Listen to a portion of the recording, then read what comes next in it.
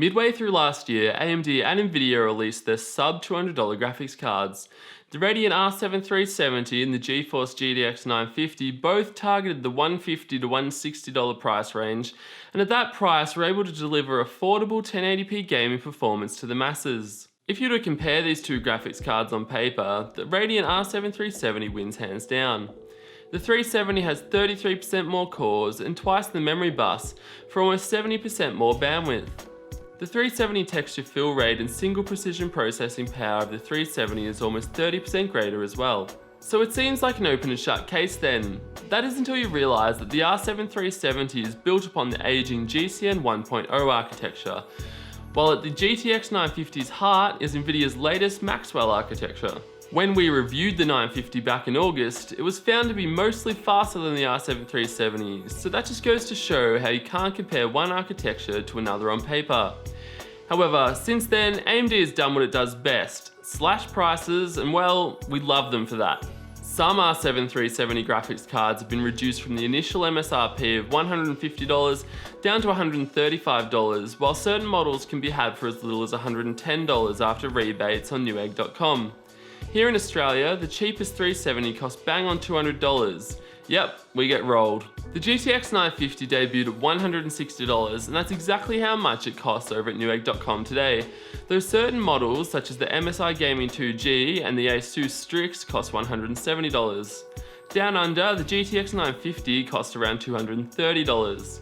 So to recap, the GTX 950 costs 19% more than the R7 370 in the US and 15% more in Australia. For testing, we'll be including 8 of the very latest AAA titles along with the tried and true Battlefield 4. Also along for the ride is Tom Clancy's Rainbow Six Siege, which if you take seriously enough, you'll breach when visiting friends rather than not. We'll also be testing with Just Cause 3, an explosive game that looks so bad on console it'll make your eyes bleed. We've got The Witcher 3 Wild Hunt, a game with hair so real your GPU can't even handle it. Call of Duty Black Ops 5? No wait, 6. Whatever they're up to now. We've got Batman Arkham Knight, where finally I can drive the Batmobile around without dipping down to 5 FPS using a Titan X. Mad Max, a game I enjoyed a lot more than the 2015 movie. Fallout 4, an open world action role-playing game that can apparently be completed without having to commit post-apocalyptic murder. And finally, Star Wars Battlefront, the blockbuster title which turned out to be shallower than a kiddie pool. Testing takes place exclusively at 1080p using a Core i5-6600K processor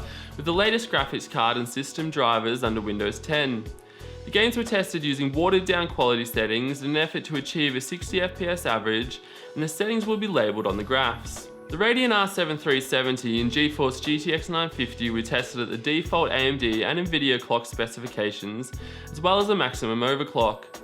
The maximum overclock was legitimately as far as we could push each card, and we feel the results are pretty much the norm. The GTX 950 was overclocked to a core speed of 1260 MHz, placing the boost frequency at around 1480 MHz with a memory speed of 8 GHz. The R7 370 reached a core clock speed of 1120 MHz, but keep in mind it doesn't support any kind of boost technology. The 370 memory wound up to 6.4 GHz. For almost all of the games, FRAPS was used to measure frame rate performance, and we recorded 90 seconds of gameplay in each game. The only game where we didn't use FRAPS was Rainbow Six Siege, as the inbuilt benchmark works nicely. The GTX 950 enjoyed a considerable performance advantage over the R7 370 in Battlefield 4 using the ultra quality settings at 1080p with MSAA disabled. The 370 fell just short of 60 FPS, while the 950 exceeded the 60 FPS barrier with 64 FPS, making it 19% faster.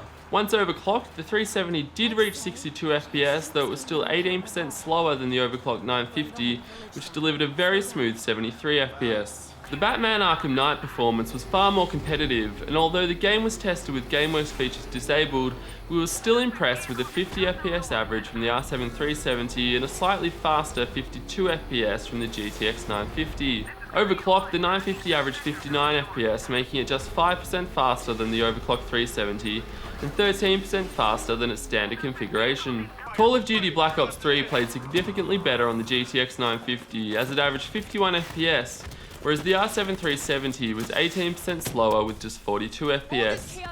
Even overclocked, the 370 couldn't match the stock 950 with an average of 48 FPS. Once we overclocked the 950, it was able to reach an average of 60 FPS, making it 25% faster than the overclocked 370. Here again, we find the GTX 950 is much faster than the R7 370. This time we're playing Fallout 4 at 1080p using the medium quality settings along with FXAA.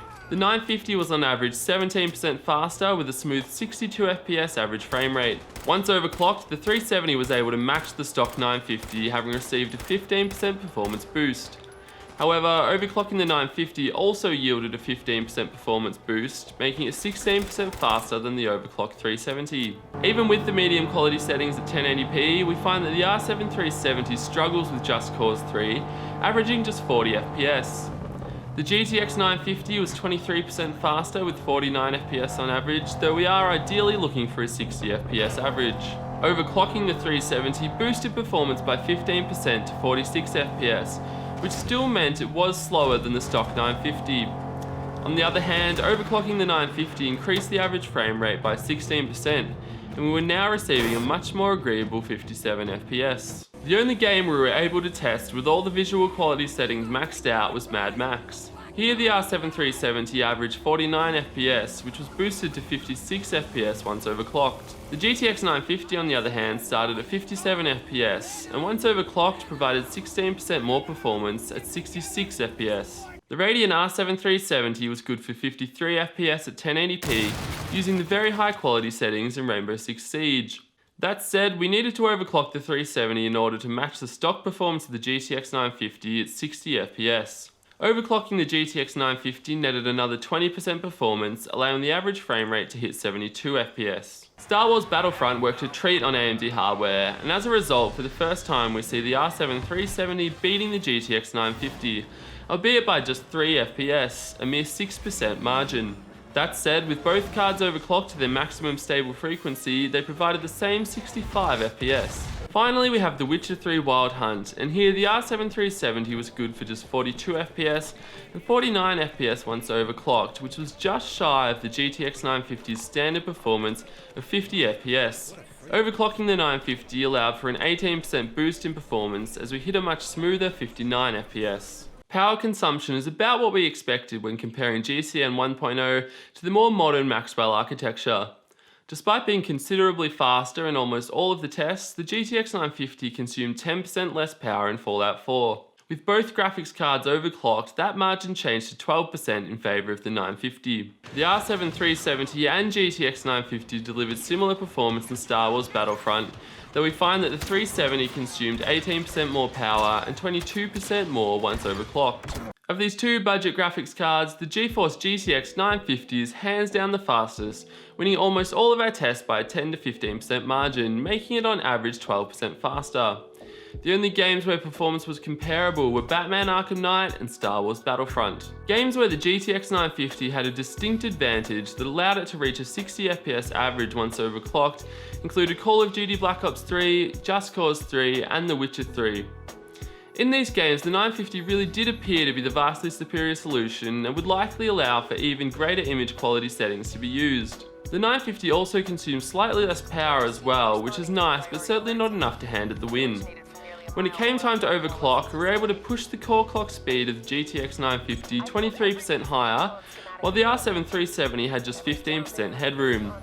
This gave the 950 a slight advantage when taking overclocking into account, and it was now on average 16% faster. All of these stats really appear to be adding up in Nvidia's favour, and well, depending on how you look at it, they are.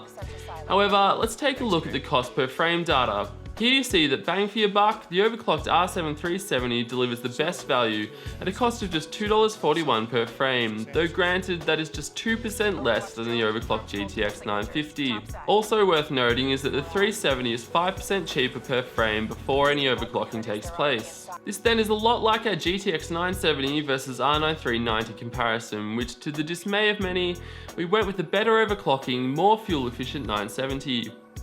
The conclusion here is going to be much the same, albeit for a slightly different situation. If you can afford to spend the extra $25 to $30 on the GTX 950, then we suggest you do, as you get a graphics card capable of reaching or exceeding a 60 FPS average once overclocked, and that's with a rather impressive image quality settings in the latest AAA titles. Even before any overclocking takes place, the GTX 950 was good for 55 FPS on average, while the 370 dipped just below 50 FPS with a 49 FPS average. Obviously, if $160 is just out of your price range, then there's no better option than the R7 370. Moreover, if you can get one of those rebate cards from Newegg.com for $110, then that seems like the best option. Here in Australia, the 950 costs just 10% more, and given it's at least 12% faster, it's clearly the better option down under. Although this doesn't really change the findings, it is interesting to note that the R7 370 is essentially a 3-year-old graphics card, as it's a rebadged Radeon HD 7850 with a much lower core clock speed. Back then, the 7850 cost just $250, so it doesn't feel like much progress has been made in recent times when you look at it that way. Overall, both cards deliver a similar cost per frame, so there's really no wrong choice in my opinion. Thanks for watching another hardware unbox comparison. If you have any questions at all, then please hit us up at our forum at hardwareunbox.com or in the comments section below. Don't forget to hit like, hit subscribe, and we'll see you next time.